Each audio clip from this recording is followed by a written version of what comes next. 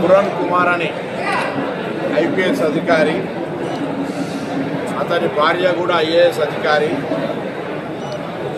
ఉన్నతాధికారుల వేధింపు భరించలేకపోతున్నానని చెప్పి 8 మంది పేర్లు రాసి తుపాకీతోటి కాల్చుకొని ఆత్మహత్య చేసుకొని వారం రోజులు దాటుతూ ఉంది.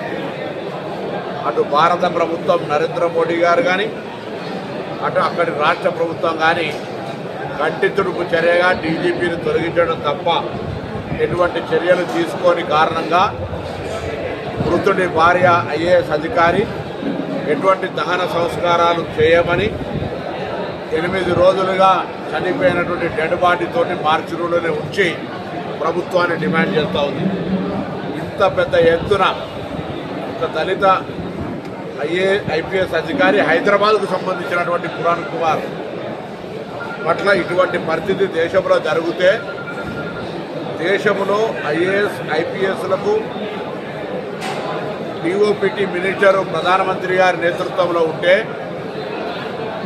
ఈ అన్నిటికీ బాధ్యత వహించాల్సినటువంటి కేంద్ర ప్రభుత్వము ఎవరు కూడా స్పందించక వివక్షపూరితంగా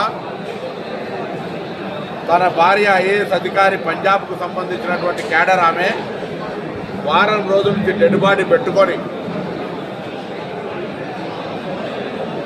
న్యాయం జరగాలని డిమాండ్ చేస్తుంటే కూడా పట్టించుకుంటలేరంటే ఈ ప్రభుత్వం యొక్క విధానము, నిర్లక్ష్యము, దళితుల పట్ల అవలంబిస్తున్నటువంటి విధానం పూర్తిగా స్పష్టమవుతా ఉంది.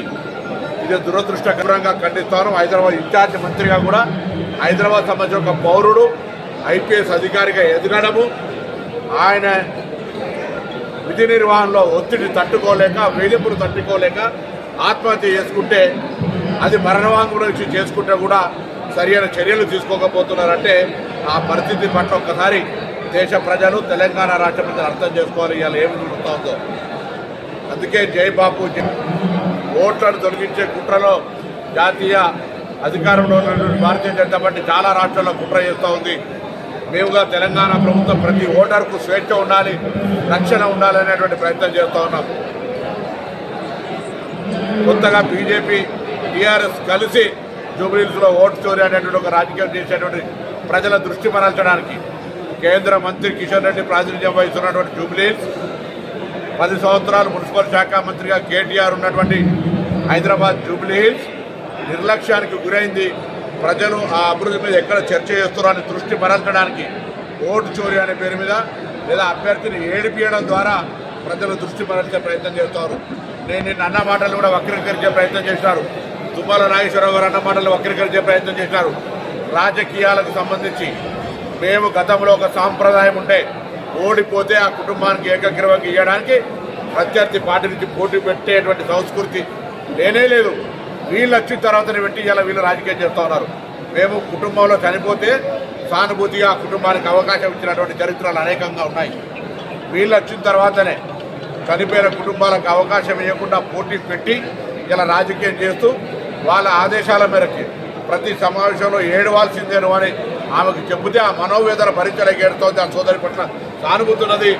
ఓడిపోయి ఆలోచనతో ఉన్నటువంటి వాళ్ళు మిమ్మల్ని ఏడిపిస్తున్నారమ్మా, రాజకీయంగా మీ సానుభూతిని వాళ్ళు వాడుకునే ప్రయత్నం చేస్తూ ఉన్నారమ్మా, మీ పట్ల మాకు ఎక్కడ ఒక సోదరిగా, మహిళగా ఎక్కడ మాకు ఎటువంటి ఆలోచన లేదు, ప్రతిదీ రాజకీయం చేసే ఆలోచనతోటి నేను అన్నమాట కూడా చెప్తాను. మళ్ళీ కేటీఆర్ గారు, హరీష్ రావు గారు, సునీతక్క గారి ఏడుపు ద్వారా ఓట్లు పొందాలనే ప్రయత్నం చేస్తూ ఉన్నారు. జూబ్లీహిల్స్కు 10 సంవత్సరాలు ఏం చేసినో చెప్పి ఓట్లు సాధించండి. జూబ్లీహిల్స్కు మీ అధికారంలో ఉన్నాడు, ఏం పని జరిగిందో చెప్పండి, దాని మీద ఓట్లు అడిగే ప్రయత్నం చేయండి. కానీ ఈరోజు ఊరికనే రాజకీయం చేసి ప్రతి అంశాన్ని ఓట్ల చోరీ పేరు మీదనో, ఏడుపు పేరు మీద ప్రజల దృష్టి మరల్చే ప్రయత్నం జరగద్దని సందర్భంగా కోరుతా ఉన్నాం. కాంగ్రెస్ పార్టీ గెలుస్తుంది. తెలంగాణ ప్రజలు 2023 డిసెంబర్ 3 జరిగిన ఎన్నికల్లో కాంగ్రెస్ పార్టీని గెలిపించినారు. దాని తదుపరి పార్లమెంట్ లోపల టీఆర్ఎస్ పార్టీకి 0 సీట్లు ఇచ్చినారు. ఎమ్మెల్సీకి అభ్యర్థి లేడు వాళ్లకు. దాని తదుపరి కంటోన్మెంట్ ఉప ఎన్నికల్లో సిట్టింగ్ టీఆర్ఎస్ స్థానాన్ని కాంగ్రెస్ పార్టీ గెలుచుకుంది.